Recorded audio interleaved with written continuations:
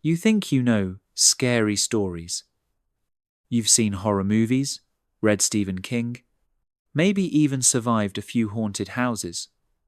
But what if I told you that the most bone-chilling, psychologically disturbing stories ever created weren't written by modern horror masters? They were told around medieval campfires to children as young as 5 years old. The fairy tales we sanitize for bedtime weren't originally meant to lull anyone to sleep. They were psychological warfare disguised as folklore, stories so disturbing that they could traumatize entire communities for generations. While Disney was busy turning these nightmares into musicals, the original versions were documenting humanity's darkest fears: cannibalism, child murder, supernatural predators, and fates worse than death. These weren't cautionary tales about stranger, danger, or eating your vegetables. They were survival horror manuals for a world where monsters were real, where forests were hunting grounds, and where the wrong choice could mean being eaten alive, tortured for eternity, or worse, becoming the monster yourself. Tonight, we're diving into the fairy tales that were too terrifying for the Brothers Grimm, too psychologically damaging for Victorian publishers, and too nightmare-inducing for modern parents. These are the stories that made grown adults sleep with weapons, that caused mass hysteria in medieval villages, and that still have the power to make your skin crawl centuries later.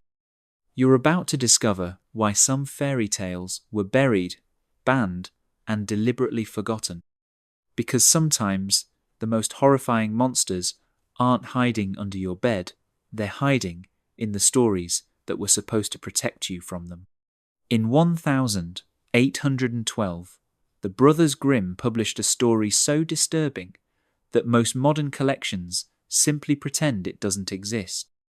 The Juniper Tree reads like a medieval crime scene report wrapped in supernatural elements, documenting the kind of family violence that destroyed communities and left psychological scars for generations. The story begins with what appears to be an accident. A stepmother, tired of her stepson's presence, slams a heavy chest lid down on his neck while he's reaching for an apple, decapitating him instantly. But this wasn't an accident, it was premeditated murder.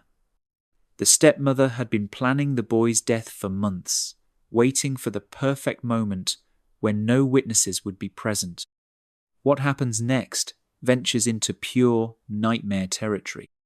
Rather than dispose of the body or report the death, the stepmother decides to cover up her crime by cooking her stepson's remains and serving them to his unsuspecting father for dinner. She carefully butchers the corpse, seasons the meat, and presents it as a special feast.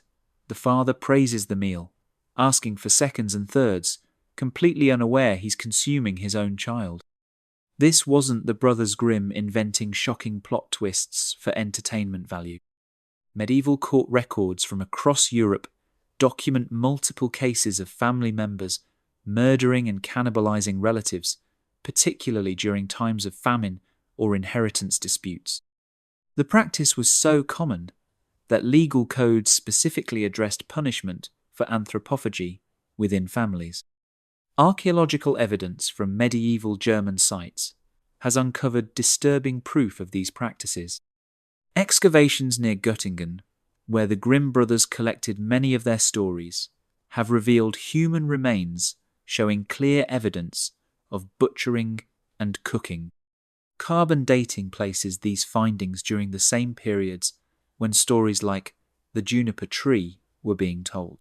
The supernatural elements of the story, the boy's spirit returning as a bird to seek revenge, likely represent the psychological guilt and paranoia that consumed families after such crimes. Medieval people believed that victims of murder couldn't rest until justice was served, leading to widespread reports of supernatural hauntings and revenge. But the most terrifying aspect of the Juniper Tree isn't the murder or cannibalism, it's how matter-of-factly the violence is described. There's no dramatic build-up, no moral outrage, no emotional breakdown. The stepmother simply decides her stepson needs to die, kills him, cooks him, and serves him. This clinical detachment reflects how normalized family violence had become in medieval society. The story served as a warning system for children about the very people who were supposed to protect them. In a world where remarriage was common and step-parents often viewed inherited children as financial burdens, tales like The Juniper Tree taught kids to recognize the signs of murderous intent from family members. Modern psychology recognizes that children who survive family violence often develop hypervigilance and mistrust as survival mechanisms. The Juniper Tree was essentially a medieval guide to recognizing when your own family members were planning to kill you, knowledge that could mean the difference between life and becoming dinner. Among the most psychologically disturbing fairy tales ever recorded is The Girl Without Hands, a story that makes modern torture porn films look like children's entertainment.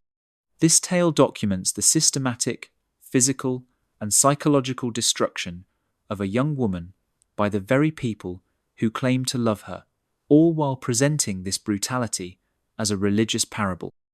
The story begins when a poor father makes a deal with the devil, unknowingly trading his daughter's hands for wealth. When the devil comes to collect, he demands that the father personally cut off his daughter's hands with an axe. The father, rather than breaking the deal or sacrificing himself, chooses to mutilate his own child. The girl must watch as her father sharpens the blade, positions her hands on a chopping block, and severs them at the wrists while she's fully conscious. This wasn't metaphorical religious symbolism, it was based on documented medieval practices. Church records from the 13th and 14th centuries contain multiple accounts of fathers mutilating their daughters as punishment for perceived sins or to prevent them from inheriting property. The practice was so common that legal codes specifically addressed paternal correction that resulted in permanent disfigurement. What makes the story even more horrifying is what happens after the mutilation. The girl, now handless and bleeding, is cast out of her family home and forced to survive in the wilderness. She must learn to eat by kneeling and using her mouth like an animal, to drink from streams by lying on her stomach, and to defend herself from predators without the use of her arms. Medieval medical texts describe similar cases of survival after traumatic amputation. Without proper medical care, most victims died from infection within days. Those who survived faced lives of complete dependency and social ostracism. The fairy tale's description of the girl's survival techniques, using her mouth to eat, her stumps to balance, her teeth to manipulate objects, reflects real adaptive strategies used by amputees in an era without prosthetics or social support. The psychological horror continues as the story follows the girl's marriage to a king who becomes suspicious of her disability. When she gives birth, her mother-in-law intercepts letters between the couple, forging messages that convince the king his wife has given birth to demons. The girl is banished again, this time with an infant, forced to survive in the forest while protecting a helpless child. Archaeological evidence from medieval German forests has uncovered the remains of women and infants who died from exposure, many showing signs of previous trauma or disability. These findings suggest that abandoning disabled family members, particularly women, was a common practice during times of hardship. The story's supernatural ending, where the girl's hands miraculously grow back through divine intervention, represents the medieval audience's desperate hope that such suffering could somehow be undone. But the reality documented in court records shows that most victims of family violence never recovered, physically or psychologically. The Girl Without Hands served as both entertainment and education, teaching audiences that even the most extreme parental cruelty could be justified through religious or economic reasoning. It normalized the idea that daughters were property to be damaged or destroyed at their father's discretion, while simultaneously acknowledging the horrific reality of such practices.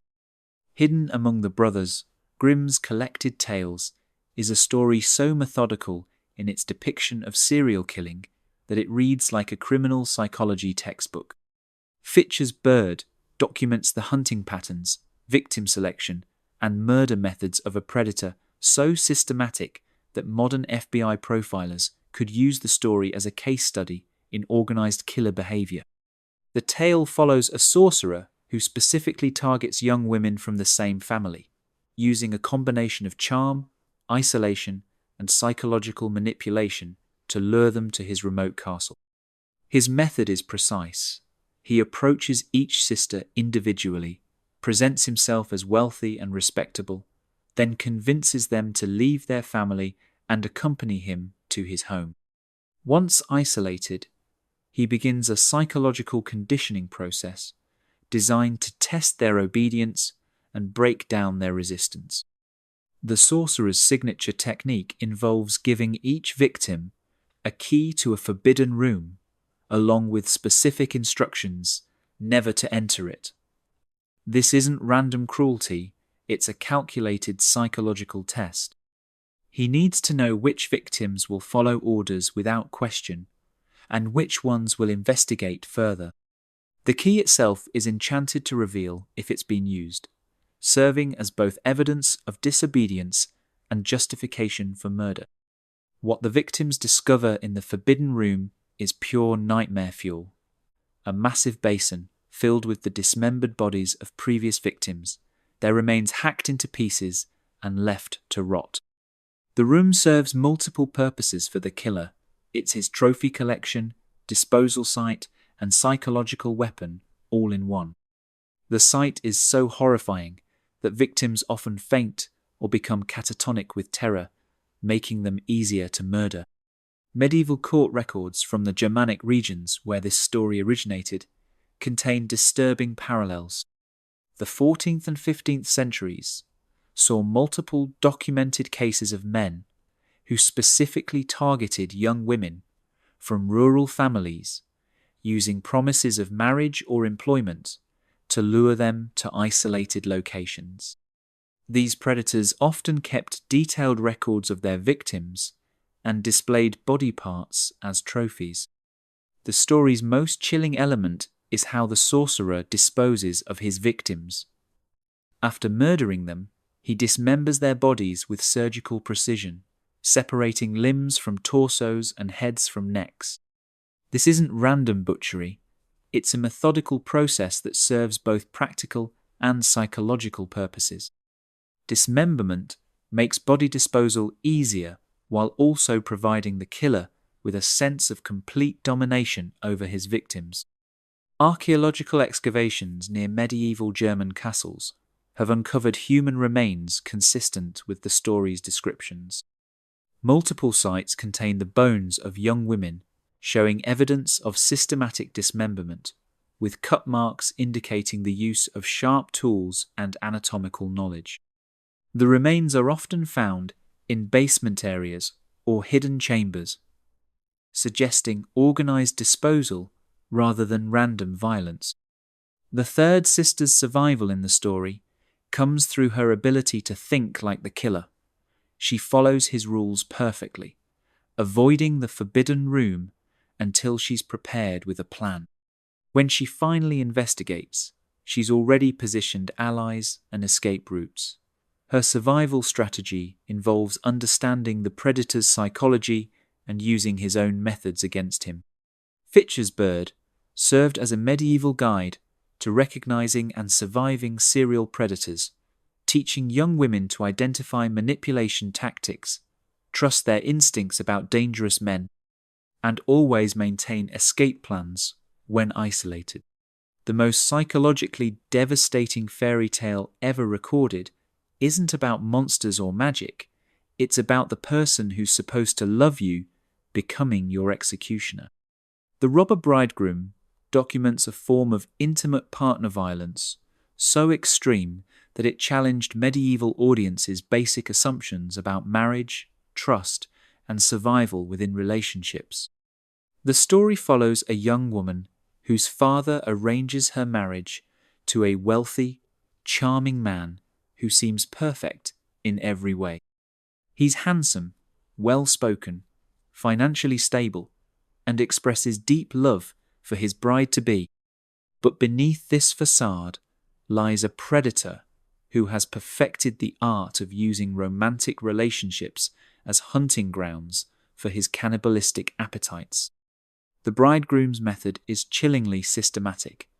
He invites his fiancée to visit his home before the wedding, ostensibly to help her become familiar with her future domestic environment. He provides detailed directions to his remote forest house, emphasizing that she must come alone to avoid disturbing his elderly, sick mother who lives with him. Every element of his invitation is designed to isolate the victim while providing plausible explanations for the isolation. When the bride arrives at the forest house, she discovers the horrifying truth. Her fiancé leads a gang of cannibalistic robbers who specifically target women through fake romantic relationships. The house contains a basement filled with the preserved remains of previous brides, their bodies butchered and stored like livestock. Each victim had believed she was meeting her future husband for wedding planning, only to become the main course at a cannibalistic feast. Medieval court records from the regions where this story originated contain disturbing evidence that such practices occurred. The 15th and 16th centuries saw documented cases of men who used marriage proposals to lure women to remote locations where they were murdered and consumed. These predators often worked in groups, sharing victims and profits from robbery. The story's most terrifying element is how the robber bridegroom's gang operates. They don't just kill for food, they've created an entire social system around cannibalism. New victims are forced to watch the consumption of previous victims, breaking down their psychological resistance before their own murder. The gang has developed elaborate rituals around the preparation and consumption of human flesh, treating murder as both sustenance and entertainment. Archaeological evidence supports the historical reality behind these tales. Excavations of medieval German forest sites have uncovered human remains showing evidence of systematic butchering, cooking, and consumption. The bones often belong to young women and are frequently found alongside jewelry and personal items, suggesting robbery was combined with cannibalism. The bride's survival in the story comes through pure luck. She witnesses the gang murdering another victim and escapes with evidence. But her real victory occurs at her wedding feast, where she tells her story as if it were a dream, forcing her cannibal bridegroom to confess his crimes in front of witnesses. The robber bridegroom served as a warning about the ultimate betrayal, the person who claims to love you using that trust to destroy you. It taught medieval women that even romantic love could be a predatory strategy, and that survival often required maintaining suspicion of even the most devoted suitors. The story acknowledged that sometimes the greatest danger comes not from strangers, but from the person sharing your bed.